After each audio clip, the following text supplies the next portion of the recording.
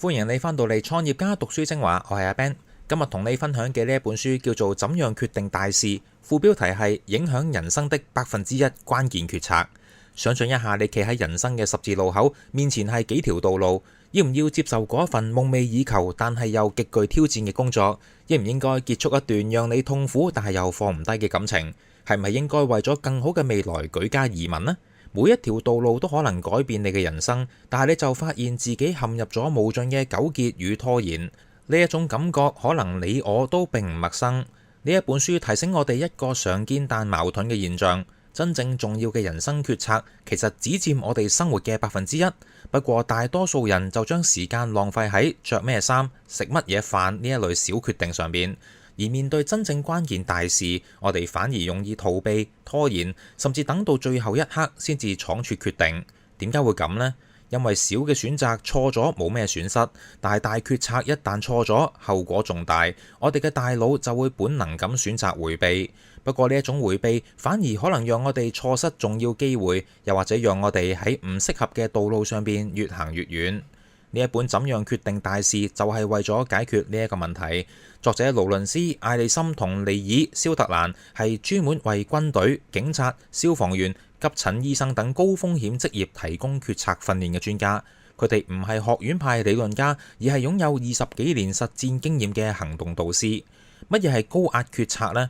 係戰場上邊指揮官喺炮火之中決定衝定係唔衝，係反恐警察喺幾秒之內判斷應唔應該開槍，係醫生喺急症室之中選擇邊一個治療方案。呢一啲情景冇重嚟嘅機會，每一個選擇都可能關乎生死。而呢一啲作者所設計嘅決策技巧，就係來自咁樣嘅極端場景。有趣嘅係，嗰一啲喺極端壓力之中學識做決策嘅專業人士，反而發現呢一啲方法亦都能夠幫助佢哋喺日常生活之中做出更好嘅選擇。咁就說明呢一套方法唔單止係戰場上嘅生存工具，亦都係每一個人喺人生關鍵時刻嘅實用指南。尤其喺今日呢一個變化飛快嘅時代，人生嘅十字路口出現得越嚟越頻繁，職涯轉換、搬遷、情感選擇、生活方式嘅調整，每一項都係高壓決策。所以學識好似一個專業決策者咁樣思考同行動，早已經唔係少數人嘅技能，而係你我都需要具備嘅能力。呢一本書最核心嘅貢獻就係提出咗 STAR 呢一個實用嘅決策模型，專門幫我哋處理嗰1%真正改變人生嘅關鍵選擇。呢一個唔係抽象理論，而係從無數生死關頭之中提煉出嘅行動工具。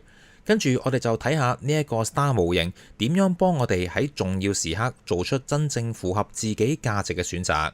我哋先嚟睇 STAR 決策模型之中嘅第一個要素 S， 亦即係故事與場景 （Stories and Scenarios）。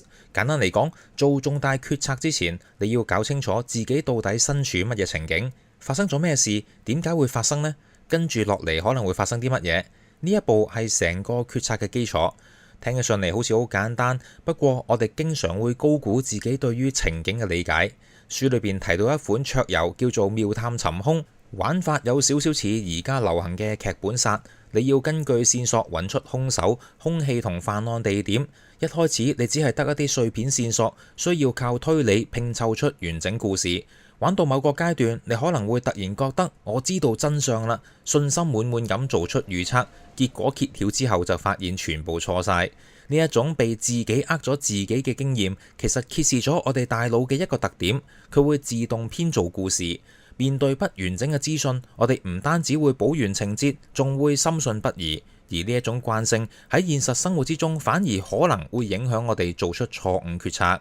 咁點算呢？STAR 模型嘅 S 就係要提醒你先睇清楚場景，再做決定。